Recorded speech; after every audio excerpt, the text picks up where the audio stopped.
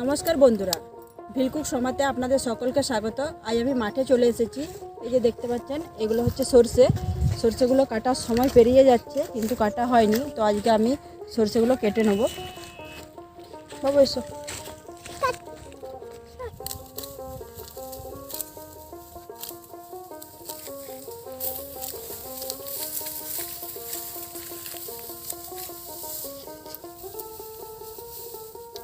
এগুলো আরও আগে কাটতে হতো।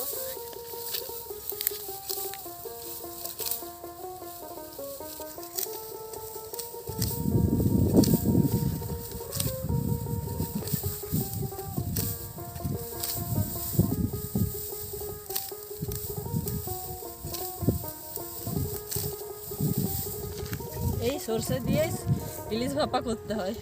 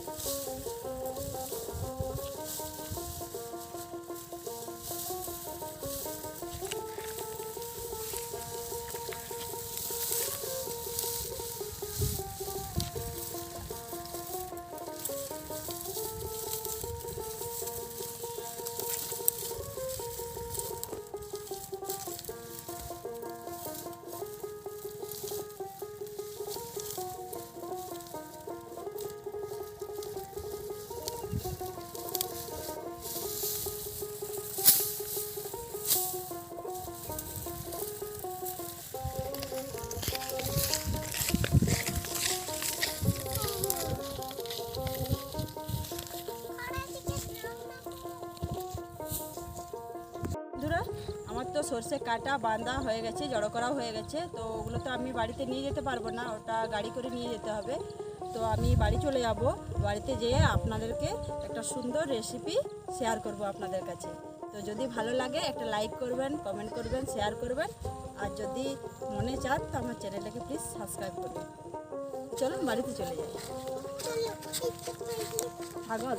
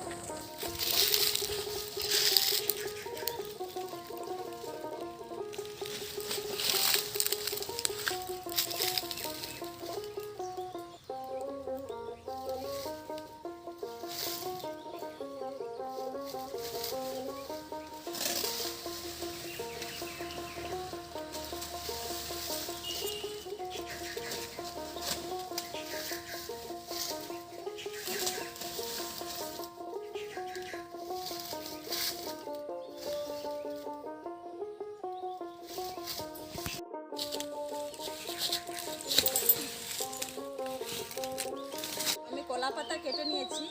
আজকে রুই মাছের পাতুরি বানাবো। তো বন্ধুরা, আপনারা ভিডিওটা স্কিপ না করে প্রথম থেকে শেষ পর্যন্ত দেখবেন। এই যে পাতুরি বানানোর জন্য কলা পাতা, একদম নিখুঁত কলা পাতা। এটা ফেটে যায়নি পাতাটা। পাতুরি বানানোর জন্য কলা পাতাটাকে আমি সাইজ করে কেটে নিচ্ছি।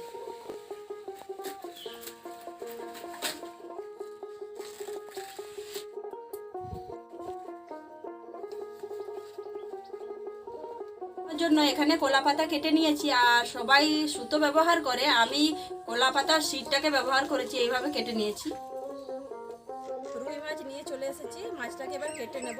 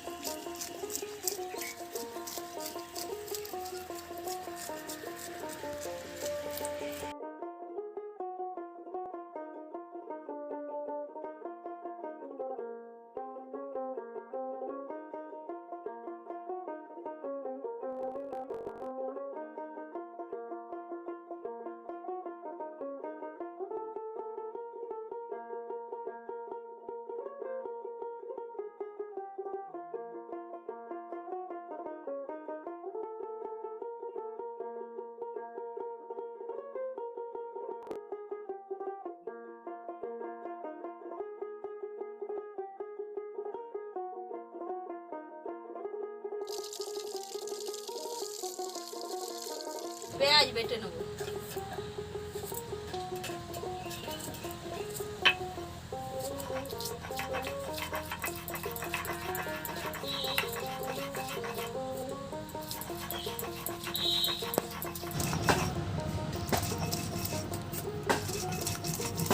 কাঁচা লঙ্কা বেটে নেব।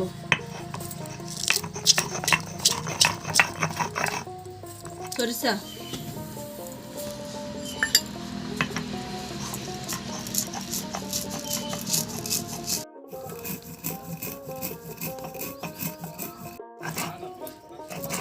পোস্ত বেটে নেব।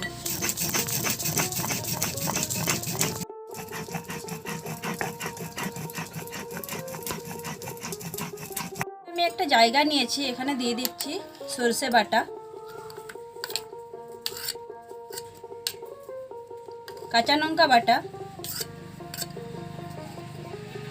পেঁয়াজ বাটা, পোস্ত বাটা,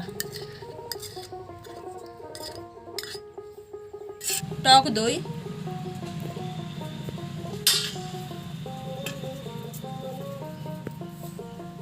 পরিমাণ মতো লবণ,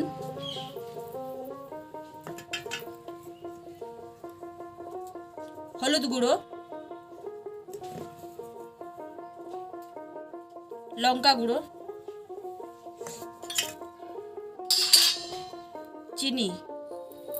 চিনিটা আমি দিয়েছি, আপনারা চাইলে দিতেও পারেন আবার নাও দিতে পারেন। দিয়ে দিচ্ছি সরষের তেল। এখানে কিন্তু সাদা তেল ব্যবহার করবেন না, সরষের তেলই ব্যবহার করবেন। এবার এটাকে আমি ভালো করে মাখিয়ে নেব।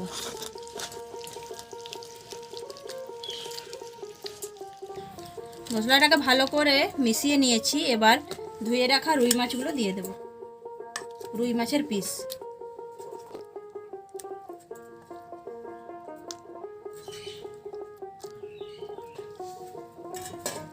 এবার এটাকে ভালো করে মাখিয়ে নেব। মশলাটা ভালো করে মাখিয়ে নিয়েছি। এবার এটা 10 মিনিট ঢাকা দিয়ে রেখে দেব।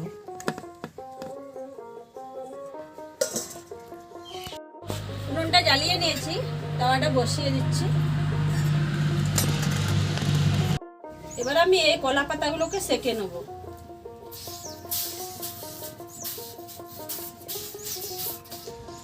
এই কলা পাতাটা আমি আগে সেঁকে নিচ্ছি, কারণ কলা পাতাটা যাতে ফেটে না যায়। কলা পাতাটা যদি মুড়ে দেওয়া হয় তাহলে ফেটে যায়, তো সেই জন্য সেঁকে নিচ্ছি। কলা পাতাগুলো সেঁকা হয়ে গেছে। এবার এটা ঢাকাটা খুলে নিচ্ছি।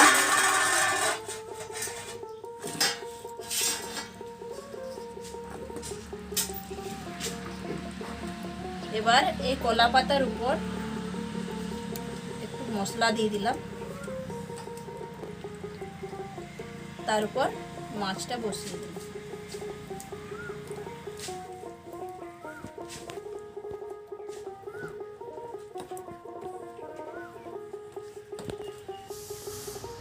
এবার এইভাবে মুড়ে নিতে হবে।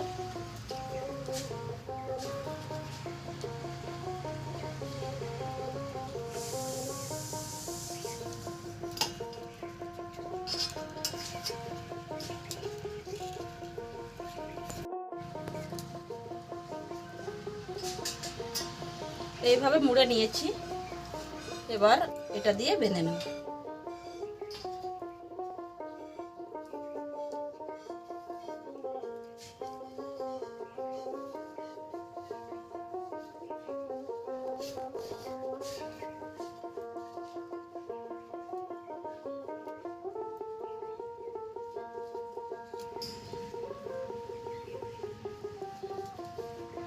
এইভাবে মাছগুলোকে আমি কলা পাতা দিয়ে বেঁধে নিয়েছি।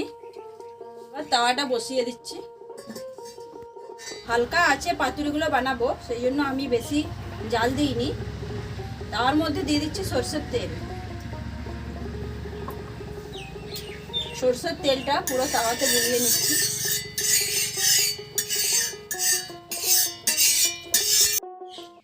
এবার আমি মাছগুলোকে আস্তে আস্তে বসিয়ে দিচ্ছি।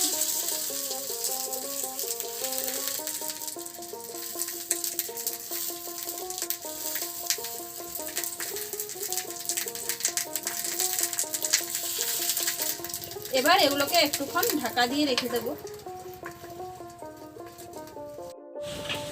ঢাকাটা খুলে হালকা করে উল্টে নেব।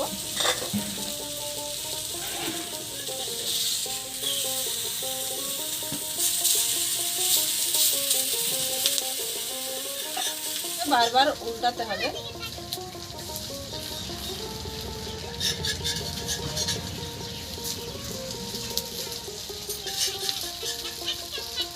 একটুক্ষণ ছাড়া ছাড়া এটাকে উল্টে নিতে হবে।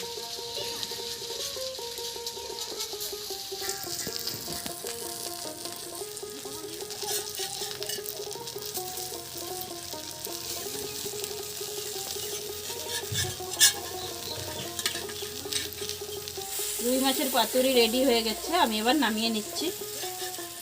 গরম ভাতের সাথে রুই মাছের পাতুরি দারুণ লাগে খেতে।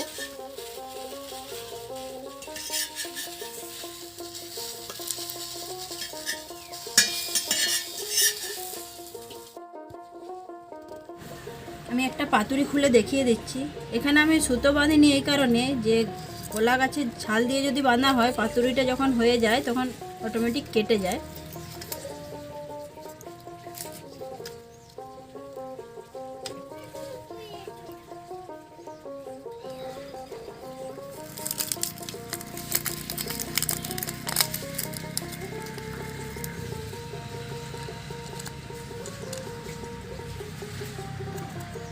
গন্ধটা দারুণ বেরিয়েছে।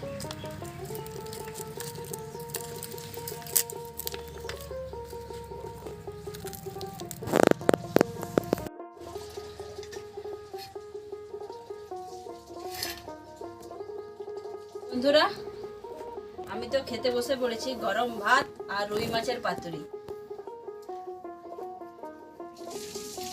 প্রচুর গরম।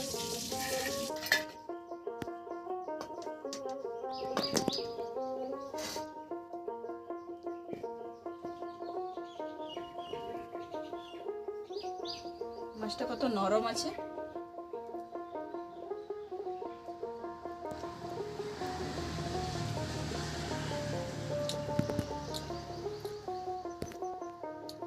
খেতে ঝাল ঝাল দারুণ লাগছে।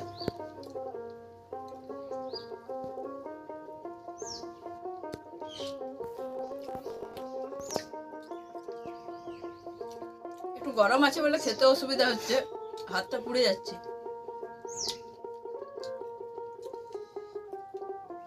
একদম ঠিকঠাক হয়ে গেছে। ভেজে রান্না করলে মাছ যেমন একটু চিমড় হয়ে যায়, শক্ত হয়ে যায়, কিন্তু এইভাবে যদি রান্না করা যায় মাছটা কত নরম একদম। খেতেও দারুণ লাগছে। আপনারাও বানান, আমি বলছি ভালো লাগবে।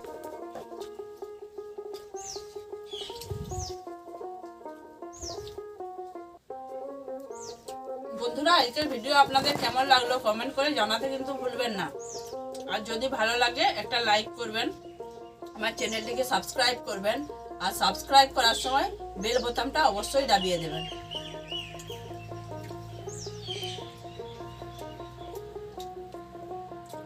তো বন্ধুরা, আজকের ভিডিও এখানেই শেষ করছি। আপনাদের সাথে দেখা হবে আবার পরের ভিডিওতে। আপনারা ভালো থাকুন, সুস্থ থাকুন, আনন্দ থাকুন।